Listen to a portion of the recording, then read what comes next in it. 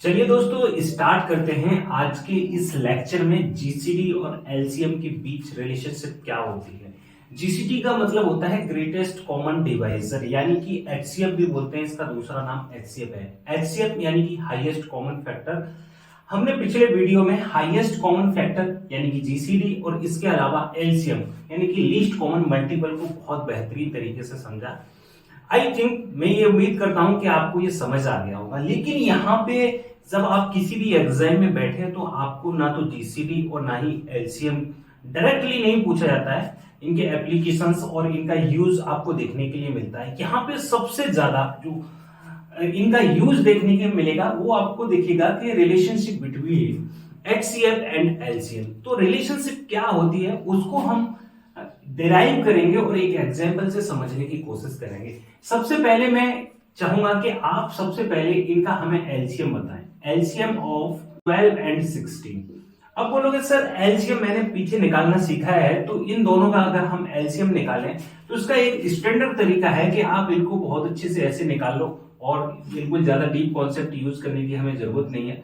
अगर मैं इनका एलसीएम निकालूंगा तो यहाँ पे देखिएगा ये 6 टाइम और ये दिखेगा आपको 8 टाइम। अगेन इसको 2 से देंगे तो फिर 3 टाइम और ये 4 टाइम। यहां पे अगेन 2 से देंगे तो 3, क्योंकि जिसमें डिवीजन नहीं होता है उसको एज इट इज नीचे रखते हैं और यहाँ पे 2 टाइम्स अगेन दिख जाएगा, ये 2 टाइम दिखेगा। अगेन 3 को एज इट इज रखेंगे और यहाँ पे 1। इसके बाद अपन 3 से डिवाइड करेंगे तो 1 और 1 यहाँ पे दिख जाएगा। अब आप देखोगे कि सर जो एलसीएम का जो प्रोसीजर जो आपने बताया था वो यही था कि इसका इसमें मल्टीपल, फिर अगेन इसका इसमें, इसका इसमें, इसका इसमें। तो आप देखोगे 2 2 जा 4, 4 2 जा 8, 8 2 जा 16, 16 3 जा 48, यानी कि इनका जो एलसीएम निकलने वाला है वो 48 निकल गया। तो हाँ जी सर इसका एलसीएम 48 निकल गया। एक बात, अब यहाँ पे अपन दूसरी बात ये समझेंगे कि इनका एलसीएम तो हमने निकाल लिया, इनका हम जीसीडी कैलकुलेट और करना चाहेंगे कि जीसीडी क्या है। जीसीडी मतलब एचसीएफ, मतलब एचसीएफ किसका, 12 का और 16 का। जब इनका आप एचसीएफ निकालना बैठोगे तो मैंने आपको एचसीएफ के बहुत सारे तरीके बताए हैं कि आप अगर एचसीएफ निकालो तो प्राइम फैक्टराइजेशन मेथड से निकाल सकते हो या लॉन्ग डिवीजन से। तो यहाँ पे अपन लॉन्ग डिवीजन से निकालने की कोशिश करेंगे। तो लॉन्ग डिवीजन में क्या बताया गया है कि 12 का डिवीजन देंगे 16 में, तो एक बार जाएगा, एक बार देने के बाद यहाँ पे इसको माइनस करेंगे, माइनस करने के बाद यहाँ पे रिमेनिंग होएगा 4 का अगेन देंगे अपन 12 में, 4 3 जा 12, यानी कि हमारा जो जीसीडी नंबर है वो 4 है। तो इसका मतलब यहाँ 4 निकल गया। तो आपने एलसीएम और जीसीडी को दोनों को देखा। अब आप ये गौर दीजिएगा कि इन नंबरों पे गौर दीजिएगा कि जो नंबर थे हमारे, नंबर 1 की मैं बात करूं, नंबर 1 हमारा 12 था और नंबर 2 हमारा 16 है। और इन दोनों नंबर का अगर मैं एलसीएम देखूं तो एलसीएम 48 है और एचसीएफ देखूं तो 4 है।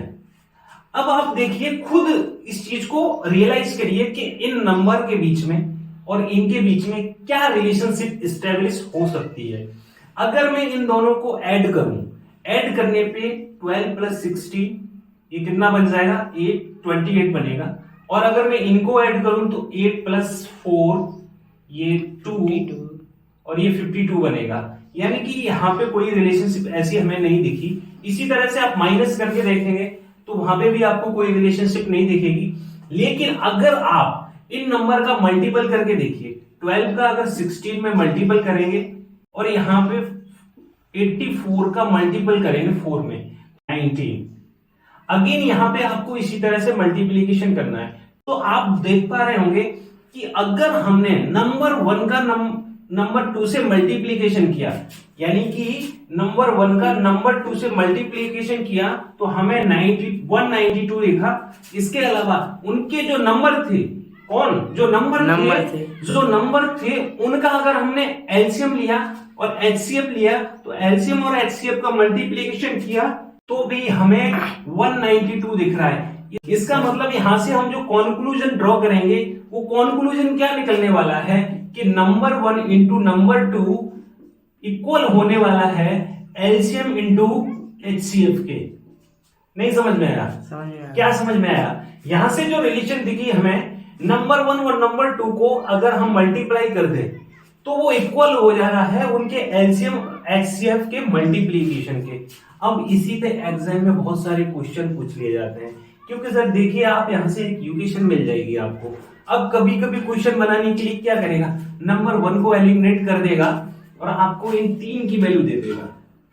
आसानी से नंबर 1 कैलकुलेट कर सकते हैं। कभी कभी क्या करेगा, आपको नंबर 1 बता देगा, नंबर 2 भी बता देगा, एचसीएफ दे देगा और पूछेगा कि एलसीएम बता दो।